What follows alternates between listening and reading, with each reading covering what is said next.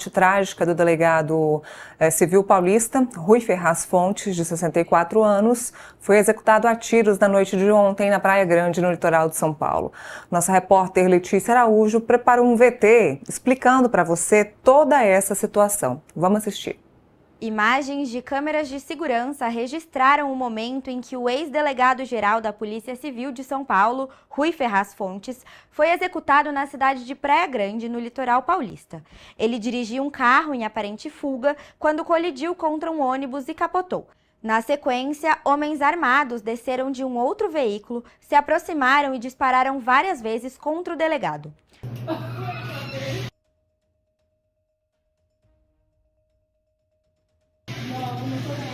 Ele já tava fugindo, bateu nos ônibus, ó. Aí os caras desceram. Não dá pra ver o carro, né? A outra contenção, ó. Os caras é profissional.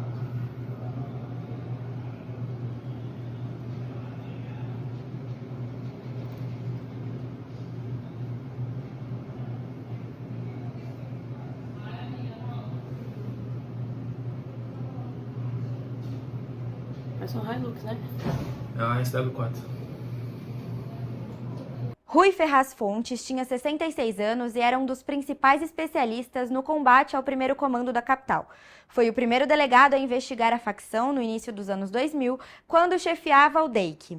Ao longo de 40 anos na Polícia Civil, chefiou a Divisão de Homicídios do Departamento Estadual de Homicídios e de Proteção à Pessoa, a Divisão de Investigações sobre Entorpecentes do Departamento Estadual de Repressão ao Narcotráfico, o Departamento Estadual de Investigações Criminais e o Departamento de Polícia Judiciária da capital e atingiu o mais alto cargo da corporação, sendo delegado-geral. Em 2019, foi jurado de morte pelo criminoso Marcola, líder do PCC, após a transferência de chefes da facção para presídios federais. Após a aposentadoria, Rui Ferraz seguiu na vida pública. Desde 2023, ele era secretário de administração da Praia Grande. A Polícia Civil e o Ministério Público investigam o caso. A principal suspeita é de que o crime tenha sido planejado pelo PCC. Até o momento, ninguém foi preso. Bom, para a gente repercutir esse assunto, estamos ao vivo aqui no estúdio com o deputado Alberto Fraga, que é presidente da Comissão de Segurança Pública e Combate ao Crime Organizado, a bancada da bala, que a gente chama, né, deputado? E não é à toa, hoje, está acontecendo uma reunião lá na Câmara dos Deputados, o ministro da Justiça e Segurança Pública, Ricardo Lewandowski, está presente nesse encontro na comissão. Primeiro, muito bem-vindo, obrigado por estar aqui conosco, muito boa tarde. Boa tarde, é um prazer estar aqui. A gente estava na reunião, a primeira reunião da comissão especial que vai analisar a PEC da Segurança Pública. E a presença do ministro nos foi brindado lá com a presença. E um dos assuntos que nós questionamos foi exatamente a questão do assassinato brutal de um delegado, né, da Polícia Civil de São Paulo, que foi diretor-geral, onde ele foi assassinado por encomenda do primeiro comando da capital. Ou seja, o crime organizado, ele está sem limite no nosso país. Algo precisa ser feito, né, urgentemente, para que a gente, pelo menos, dê, vamos dizer assim, segurança, né, para essas autoridades que, durante o exercício da sua profissão, são obrigados a combater o crime organizado. Então, é lamentável esse assassinato. Eu quero dizer que acho que tem agentes públicos, o modus operandi desse assassinato, pode ver que parece muito com aquele que aconteceu no aeroporto lá de Guarulhos, né? Guarulhos. Deve ter polícia no meio. Ex-policial, deve ter. A forma como eles atacaram o carro e perseguiram mostra que foi uma coisa feita com táticas, né, muito comum aos policiais. Deputado, o senhor estava lá, né, na discussão da PEC da Segurança Pública, a gente já está no 3º ano do governo Lula e só essa proposta tardiamente foi enviada para o Congresso, mas não tem nada nessa proposta que faça esse enfrentamento com o crime organizado, é isso? Exatamente isso. E foi uma das coisas que eu cobrei. Não tem um artigo, não tem um parágrafo que trate de combater o crime organizado. Aliás, tem um grande equívoco quando eles colocam exclusividade para a Polícia Federal combater o crime organizado, quando na verdade a gente sabe que 87% dos faccionados, dos presos de organizações criminosas, são presos pelas polícias civis e militares. Ou seja, colocar uma exclusividade para a Polícia Federal, que já tem uma vasta competência no combate para apurar os crimes contra a União, não vai dar conta. Claro, se vier para somar, tudo bem. Agora, colocar exclusividade é uma coisa que nós não vamos deixar passar em hipótese alguma. Qual o objetivo do governo em dar essa função exclusivamente para a Polícia Federal? Como é que o senhor interpreta isso? Quer fortalecer a Polícia Federal e assim como quer fortalecer também a Polícia Rodoviária Federal, aonde estão tirando competências das polícias militares, né? E mudando um nome histórico da Polícia Rodoviária Federal, não tiveram criatividade nem para escolher um bom nome. Polícia Viária é uma coisa sem nexo, né? E aumenta para... Você muda o nome, né? Faz ali uma propaganda, reunião, né? uma maquiagem, reunião, e hoje em dia põe um boné. Então, eu acho, no meu entender, nós, os operadores da segurança pública, os parlamentares que são oriundos da segurança pública, nós queremos oferecer alguma coisa palpável e que realmente tenha, ajude a proporcionar uma segurança pública de qualidade para a sociedade brasileira, que não aguenta mais, não suporta mais. São 800 mil celulares furtados por ano, né? Por ano. 427 mil carros furtados por ano. Isso tudo precisa ter um freio. Nós votamos a semana passada, eu fui o relator, quando nós aumentamos a pena para o crime de receptação. Porque o ladrão só rouba porque sabe que tem para quem vender. Os furtos de cabos de energia do nosso país são uma coisa fora do comum. Agora, não é normal, não é um celular que você bota no bolso, o cara furta 50 metros de cabo, e sai por aí pela rua e entrega num ferro velho desse. E onde que a gente está falhando, o deputado? Na fiscalização. E o mais grave, você já percebeu, vocês da imprensa, quando noticiam, preso fulano de tal, já perceberam a vida pregressa? Ou seja, quem deveria estar preso está nas ruas cometendo crime. Não tem bandido novo na rua, não. O que acontece é que hoje, com a lei de execuções penais frouxa, que tem mais direitos do que deveres, você tem o meliante, o marginal, ele carrega consigo a certeza da impunidade. Você tirar uma vida de uma pessoa e ficar no máximo 8, 10 anos preso, isso não existe um fator inibidor para o criminoso. Essa é a grande realidade. O Congresso que está aí perdendo tempo discutindo Existe anistia, pelo menos enquanto você 500 projetos de lei nessa linha. E cabe o Congresso focar num tema que é a anistia e deixar de lado temas importantes para as pessoas. Mas isso como esse? Isso vem correndo ao longo de muitos anos. Quem é que realmente interfere na pauta do Congresso Nacional? É o Poder Executivo, né? É o governo federal. A anistia... O Supremo agora, né? Agora é o Supremo. Agora é o Supremo. Então, votar a anistia é uma coisa simples, né? Amanhã vai ser votada a urgência. O Hugo Mota acabou de declarar que vai votar a urgência. A bancada da bala, o senhor consegue falar pela bancada se vota a favor? Vota. Vota maciçamente. São quantos votos, deputado? Nossa bancada tem 292 deputados. Agora eu não quero ter o otimismo, a ousadia de dizer que falo por todos eles. Claro que tem os seus dissidentes, tem alguns que não concordam, mas o nosso núcleo duro, né, vamos dizer assim, aqueles que são mais atuantes, eu tenho certeza absoluta que votam. E olha, depois do voto do Fux, eu acho que muita coisa se esclareceu nesse país, né? Eu acho que não é a pessoa do homem, você pode não gostar da pessoa, mas o que foi cometido durante o inquérito são coisas absurdas que qualquer estudante de direito sabe que aquilo ali tem arbitrariedades. Então, o senhor foi muito próximo do Bolsonaro, frequentava muito ali o Palácio, depois teve um momento que se afastou, o senhor ficou até um pouco magoado ali. Essa pena que foi dada, né? O senhor fez críticas aí ao Supremo, mas o senhor entende que se tentou dar um golpe no país? Esse é o perfil? Eu nunca vi isso. Primeiro, eu sou amigo dele há 43 anos. Há 43 anos que a gente se conversa, somos amigos. O afastamento que eu tive dele foi em decorrência da morte da minha esposa. Eu achei que ele não foi aquele amigo que nas horas de dor você precisa ser, né? Então eu me afastei, mas agora, hoje em dia, não. Hoje em dia a gente já está conversando, na boa, sem nenhum problema. Voltamos a nos conversar há uns 4, 5 anos atrás, então não tem nenhum problema, né? A amizade continua de pé. Você acredita que a anistia vai ser aprovada pelo Congresso? Eu tenho certeza absoluta. Hoje nós O que lhe temos dá essa segurança? mais de 300 votos favoráveis, hoje, né? Então, acredito que com a chegada do União, do PP, do Republicanos, do PL e os dissidentes do PSD, eu acho que nós temos votos suficientes para aprovar. E no Senado? Esse é o grande problema e o grande desafio, né? O Alcolumbre já disse que até concorda com a anistia, mas tem que alterar. Que ele não concorda que a anistia seja estendida ao ex-presidente Bolsonaro, né?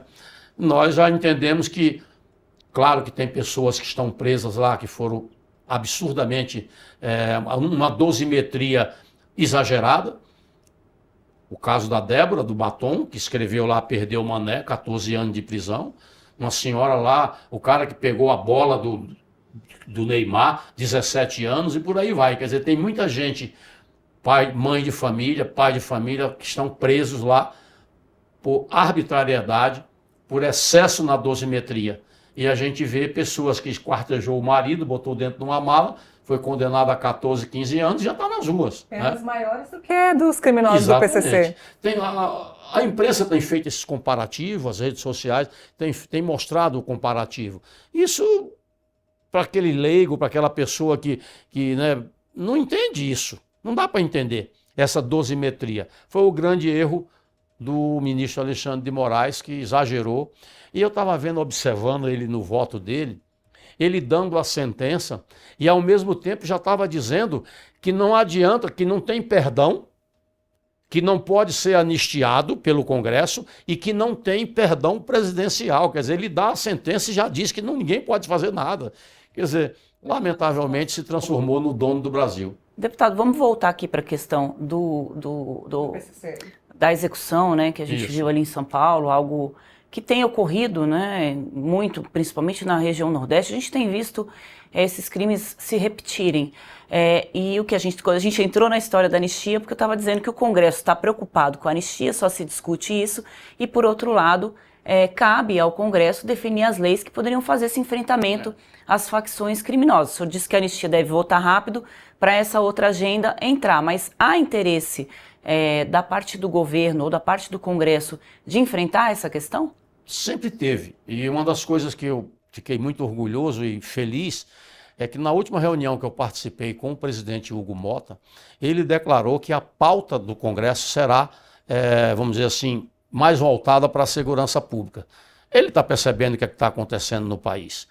Agora lá tem uma dificuldade. Quando a gente fala em aumentar a pena, o PT, o PSOL, quebram tudo lá, é um escândalo, eles não aceitam, né? Nós aprovamos semana passada o aumento da pena para receptação. Foi uma luta, né? Foi uma luta. Então, nós temos que continuar tentando votar essas matérias. Tem uma... Né? Não é só celular, não. De tudo que foi roubado. Carro, peça. Tinha até um fato interessante. Tem uma qualificadora no furto de veículos, que se você furtar um veículo em Goiás e for para Tocantins, tem uma qualificadora, aumenta a pena. E esqueceram de colocar o Distrito Federal. Então, se alguém furtar o carro de Goiás e trouxer para Brasília, ou Brasília para Goiás, não tem qualificadora, porque o Distrito Federal não estava na lei. Aí eu coloquei, né? E aí não houve nenhum tipo de questionamento. Mas a questão importante que eu quero falar desse crime... Primeiro, o delegado Rui, ele foi o pioneiro ao colocar os líderes de facções criminosas no regime RDD, que é o regime disciplinar diferenciado. Para que um preso cumpra esse regime, tem que ter autorização do juiz, né?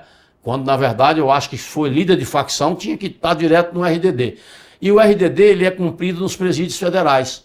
Lá não tem visita íntima, lá não tem telefone, lá não tem contato físico com o advogado. O advogado vai lá através do vidro. Então, os presídios de segurança máxima no país, eu visitei todos e lhe garanto que são modelo.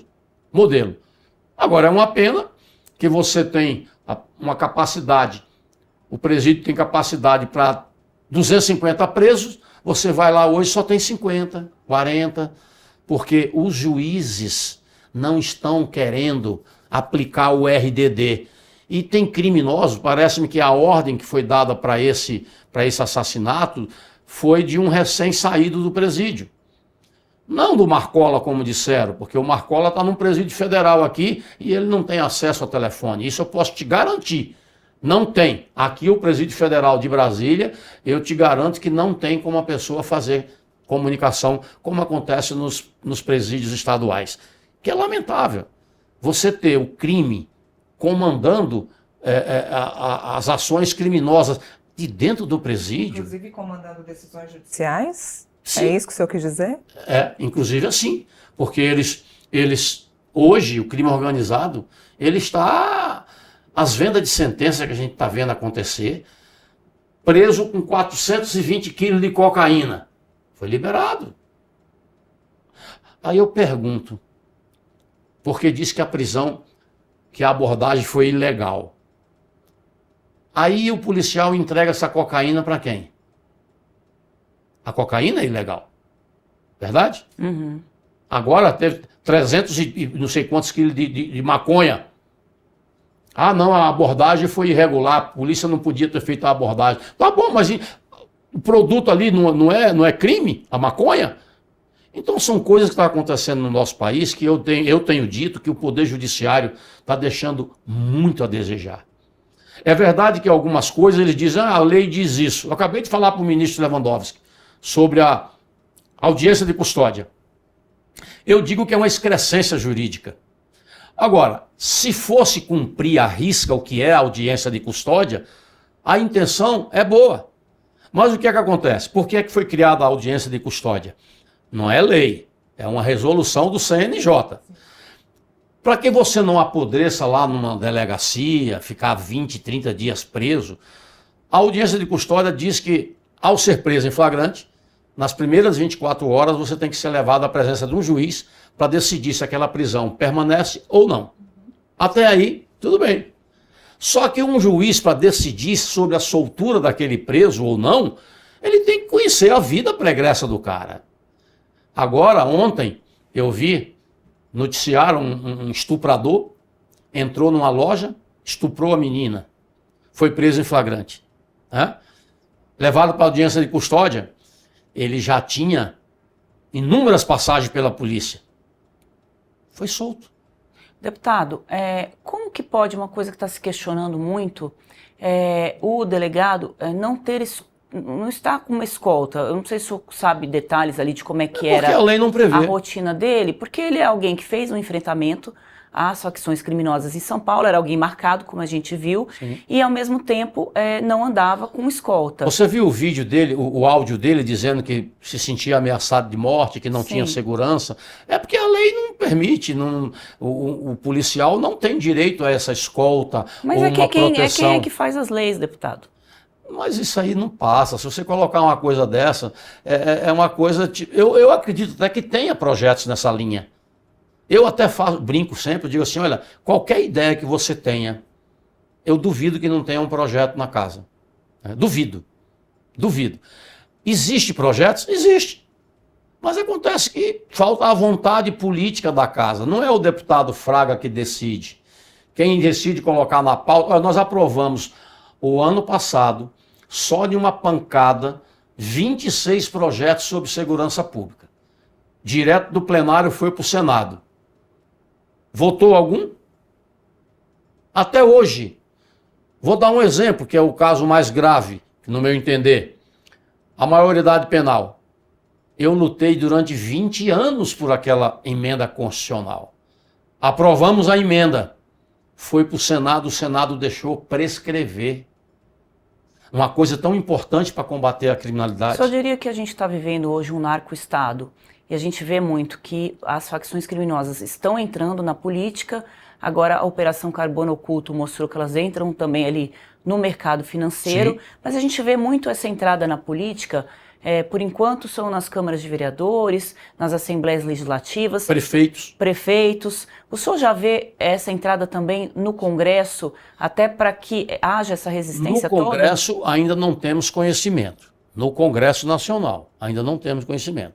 Mas a nível estadual e municipal, a gente tem vários conhecimentos. Eu recebi uma denúncia de um deputado federal do Amazonas dizendo que lá está uma coisa impressionante, né? O crime organizado banca a prefeitura lá e é quem está comandando vários municípios. Isso é triste, é lamentável. Algo precisa ser feito. Agora, a gente está exportando também, né, deputado? A gente viu que Portugal está bastante... Aí eu apresentei um projeto 4120. Se você depois tiver a oportunidade, são 111 artigos. Na verdade, é um código antimáfia.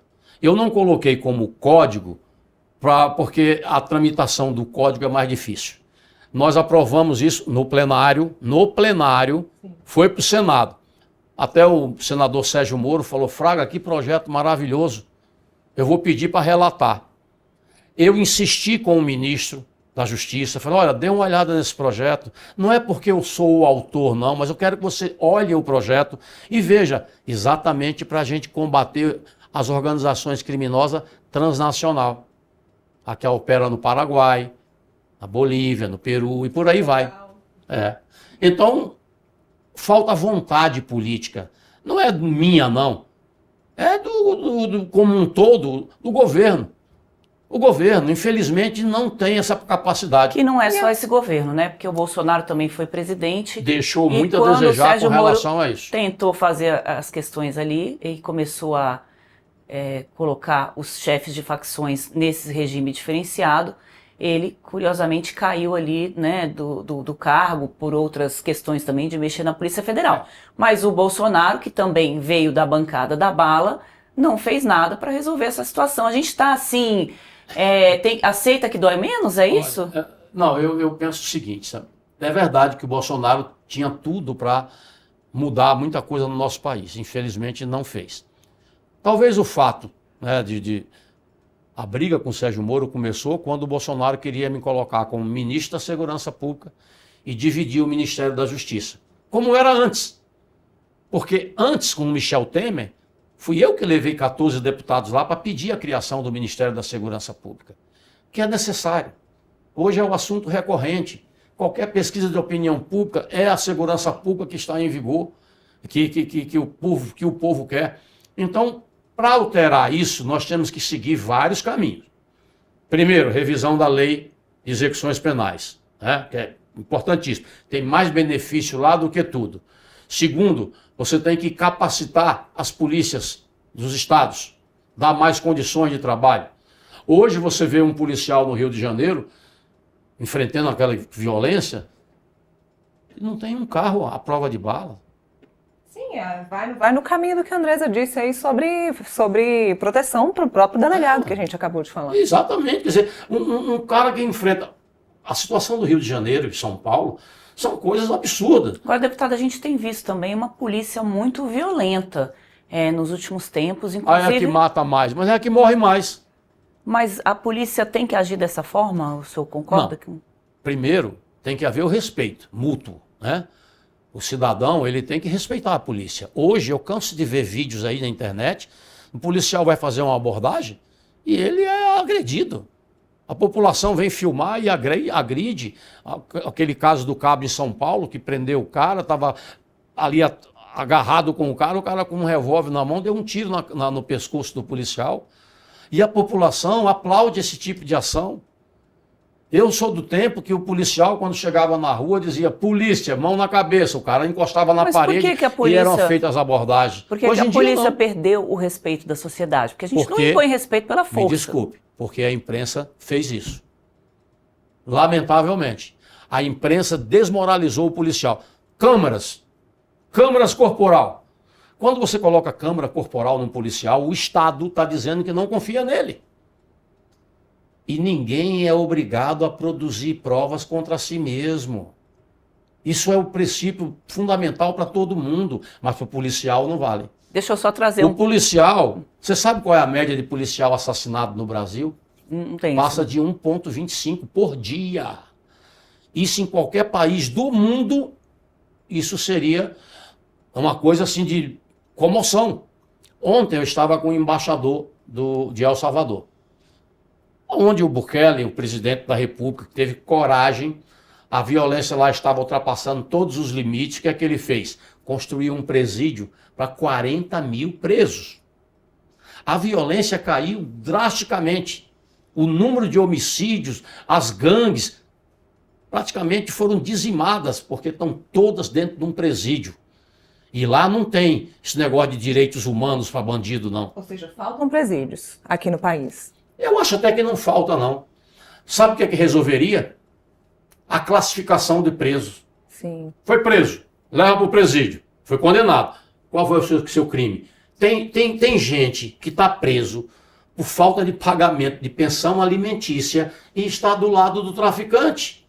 Está na mesma cela do assaltante de banco. Como é que você quer que funcione uma situação dessa? Ele entrou no presídio ladrão de galinhas, vai sair ladrão de banco. Porque não existe essa preocupação do Estado. E o mais triste é ter que dizer o seguinte, hoje é o seguinte, chega um apenado, ao entrar no presídio, perguntam para ele qual é a sua facção. Se for do PCC, é para cá. Se for do Comando Vermelho, é para cá. Se for do bonde não sei de que, é para lá.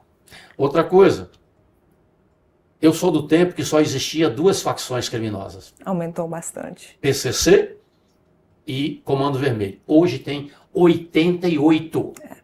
Deputado, a gente só colocar aqui a questão da imprensa, a gente só retrata o que está acontecendo na sociedade, a gente não inventa informação. Mas com relação a essa questão dessa pulverização das facções criminosas, a gente noticiou recentemente aqui no Metrópolis que o presidente Lula foi fazer uma visita na favela do Moinho, lá em São Paulo, e um ministro foi para São Paulo e negociou com uma das lideranças do tráfico, inclusive num local, eu não estou lembrando agora se é PCC ou Comando Vermelho. A traficante que foi presa estava do lado do presidente. Tinha um ministro, o Márcio Macedo, que foi lá, negociou com ela. O presidente Lula visitou esse galpão onde ficavam escondidas drogas de uma dessas facções criminosas. Andressa, isso é normal? Deixa eu só concluir minha pergunta, deputado. E o presidente vai, né, e tem acesso a esse local porque teve que pedir autorização para a facção criminosa. Eu devolvo a pergunta para o senhor. A gente não está normalizando isso? Não, a gente não. É que o governo da esquerda... Eu não vi ninguém se escandalizar no Brasil. O governo da esquerda tem essa proximidade, isso é fato. São vários e vários casos que a gente vem falando, denunciando. Ele já usou o boné do CPX, já teve outro movimento. O Flávio Dino, quando era ministro da Justiça, foi no Complexo da Maré, sem nenhuma segurança, chegou lá normal. A Polícia Militar só entra com um caveirão. E agora, o presidente Lula, esse ministro Márcio Macedo, foi lá, negociou, vai o presidente Lula, e do lado dele, quem organizou o evento foi aquela traficante que estava do lado dele. Quer dizer, é isso. Aí o cidadão vê isso, vai pensar o quê? Vai pensar que o governo está macumunado com o crime organizado. Não existe outra forma. A violência aumentou de novo. Eu me recordo, e aí não quero aqui fazer comparações, mas no governo Bolsonaro, de 63 mil homicídios, caiu para 40 mil. E aí vejam que incoerência, né? Qual foi a política pública que ele fez? Nenhuma. Ele apenas flexibilizou a compra e o uso da arma de fogo. O bandido, quando chega na sua casa, se ele tiver certeza que você tem uma arma lá, ele não vai entrar, não. Mas se ele tiver certeza que você não tem, ele vai entrar. Essa é a lógica das coisas. Então... mas aí você está transferindo para o cidadão a responsabilidade de se defender, né? Que deveria ser do Estado. Já que o Estado não dá segurança, se o Estado não dá segurança para o cidadão, o Estado não pode tirar o direito da legítima defesa do cidadão. É claro que eu queria ter a polícia atuante. Agora eu brincava e dizia, olha, eu prefiro uma arma na mão do que um policial ao telefone. Você liga para o 190, o policial só chega lá para recolher o cadáver. E se você, mulher, estiver dentro da sua casa, sozinha, tiver um revólver lá bem guardado, e você sentir alguém tentando arrombar a sua porta, e você der um tiro para o alto, eu te garanto que ele vai embora, vai fugir. Deputado, o senhor conheceu o delegado Rui? Não sei se o senhor chegou a conviver com ele. Em duas situações. O senhor pode relatar para a gente, por Eu favor? conheci em palestras, ele foi diretor diretor-geral da Polícia Civil. Eu em São Paulo estava num seminário sobre segurança pública e nós conversamos assim. Agora, ele sempre reclamou que estava sendo jurado de morte. Na verdade, esse plano do PCC era para matar o Lincoln, é um promotor de justiça, o Lincoln Gaquia, que é um cara espetacular, o Rui, e tem mais outro aí, é o comandante da Polícia Militar. O atual comandante. Eu não sei. Tá, eram três pessoas ali da Eram três Força de pessoas Segurança. que eles determinaram o assassinato. Agora, eu tenho certeza que a polícia vai chegar aos assassinos. Tenho certeza. E como é que se dá esse trabalho agora, deputado? Aí, Explica sabe o que, pra é que pode gente. acontecer? Uhum. Você lembra daquele caso dos médicos que foi assassinado lá no Rio de Janeiro? Sim. Né?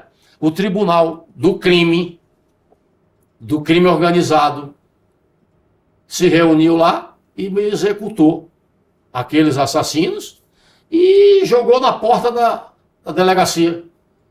Ou seja, no crime organizado, eles têm lá o tribunal deles, aí dizem que no Brasil não tem pena de morte. Tem sim, para eles lá tem. Para o policial tem pena de morte.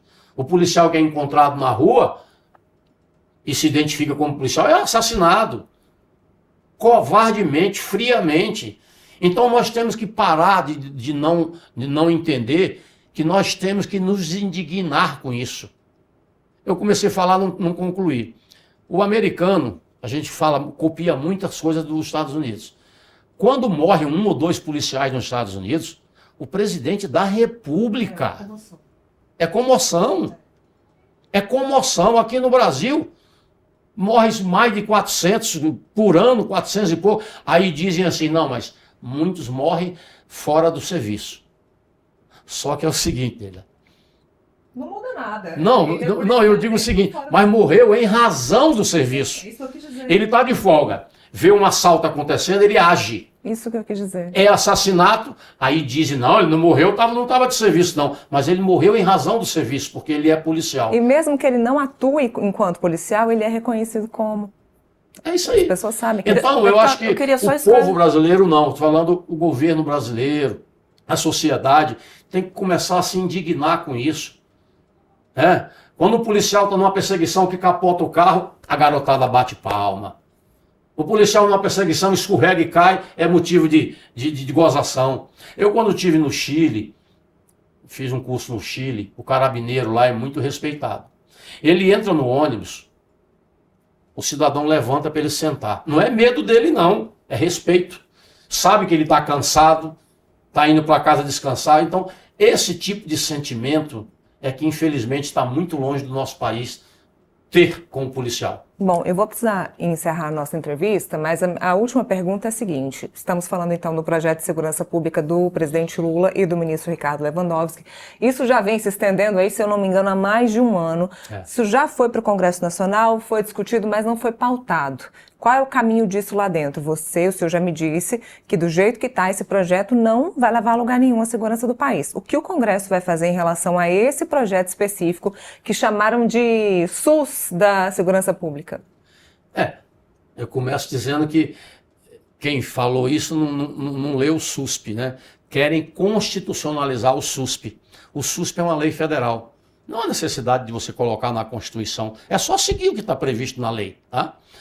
Lá foi instalada a comissão especial para a PEC 18. Qual é o rito administrativo? 40 sessões. Em 40 sessões nós temos que ter o resultado. A PEC especial, a comissão especial, ao proferir o resultado, aguarda a posição do presidente, se vai para o plenário ou se fica lá numa gaveta. Sim, né? mas o caminho de vocês é mudar esse texto? Com certeza é. Nós queremos fazer um texto que venha proporcionar algo que mude a segurança pública. Agora, é verdade que muitas matérias que a gente tem pretensão de mudar não é na Constituição. É no Código. O Código de Processo Penal está lá parado. Antes que a Andressa fale, porque vocês não votam? Pergunte ao presidente. Pergunte ao presidente. Mas quem faz o presidente da Câmara e do Senado são os deputados que votam no presidente em acordos ali, nem sempre... Nós não temos força para obrigar o senhor tem 290 deputados. Se eu fosse base do governo, era diferente. Era diferente. Que o governo não tem base, então a base está ali hoje na bancada. Depois com a saída do União Brasil e do PP, acabou. O governo não tem base, não. Então, Exatamente, a oposição hoje está. Não precisa do governo. Agora eles vão ficar com o Pires na mão. Exato, então a força para votar o que vocês querem está na mão ali do Centrão. Vamos votar o que é bom para a população. Provocar o senhor de novo. O que é votar, o que Deputado, é bom. para mim a última pergunta aqui, para a gente também poder liberar o senhor... queria ouvir o senhor sobre a questão do Eduardo Bolsonaro, né? O senhor já colocou aí que é muito próximo da família, amigo do Bolsonaro há 40 anos, deve ter visto os meninos nascerem ali. Sim. O Eduardo Bolsonaro está nos Estados Unidos e ali, o senhor acha que está correta a conduta dele de tentar influenciar um país a interferir em outro? Eu disse isso no plenário. Eu acho que o Eduardo Bolsonaro e o Paulo Figueiredo não teriam esse poder de fazer com que o homem mais poderoso do mundo, né, se deixasse levar por qualquer opinião. Eu discordo plenamente desse tipo de comportamento. O que eu lamento é o deputado Eduardo Bolsonaro ter saído do Brasil e ter ido buscar ajuda lá fora. Por quê? Rui Barbosa, a pior ditadura é a da toga, que você não tem a que recorrer. Então, um ex-presidente teria que estar sendo julgado em primeira instância. Se ele está sendo julgado como presidente, quem teria que... Era o pleno, os 11 ministros e não 5. Então está tudo errado. Então ele vai lá para fora para buscar apoio, quando na verdade aqui vai recorrer para quem? Para quem é que o Bolsonaro vai recorrer? Você acha legítimo esse movimento dele? Eu acho legítimo o movimento dele ter procurado sensibilizar os tribunais internacionais no sentido de mostrar o que está acontecendo no Brasil. Como a esquerda fazia antigamente, era direto no tribunal de Haia, não sei o quê. Cansaram de fazer isso. Mas aí são tribunais, não é um país, né, contra o outro. Pois é, mas você acha que então que o Trump se deixou influenciar pelo Eduardo Bolsonaro? Eu me recuso a acreditar nisso. Sinceramente, eu me recuso a acreditar. Né? Eu acho até que o erro, aquela carta que o Trump mandou para o Brasil, o tarifaço, né? Se ele não tivesse colocado o nome do Bolsonaro ali, o governo Lula tinha acabado naquele momento. Quando ele colocou o nome do Bolsonaro, aí, né? Uhum. Deputado, hoje tem clima, tem votos na Câmara para caçar o Eduardo Bolsonaro por conta dessa ausência dele? Não tem. Não tem. Quer dizer, a gente fala, aquilo ali é uma caixa de Pandora, né? A gente não sabe o que é que pode sair. Né? Eu acho que hoje, se for para plenário, eu acho que não caça a Carla Zambelli. Mas seria o quê? Uma resposta do Congresso ao Judiciário? Que apoio tá na casa assim, ela não né? tem. Eu acho que essas coisas estão acontecendo em virtude da usurpação de função que está acontecendo com o Supremo Tribunal Federal e o Congresso Nacional. Se você analisar, nós votamos a lei das drogas, eles desfizeram. Votamos o marco temporal, eles desfizeram. Se a gente votar a anistia, eles vão dizer que é inconstitucional. Aí o Congresso vai ter que tomar um posicionamento. Porque não é possível, que eu, como deputado, um simples deputado, eu me sinto desmoralizado. Eu não tenho que explicar para a população quando chega para mim e pergunta: vocês não vão fazer nada? Se dependesse da Câmara, a coisa já teria acontecido. Mas, infelizmente, depende do Senado. E se você for observar, né, eu acho que aí interesses pessoais, rabo preso, tudo isso faz com que os processos de impeachment de um ministro do Supremo, que o órgão competente é o Senado, não siga adiante. Obrigada pela entrevista, deputado. Eu que agradeço, estarei sempre à disposição. Muito obrigada. Valeu.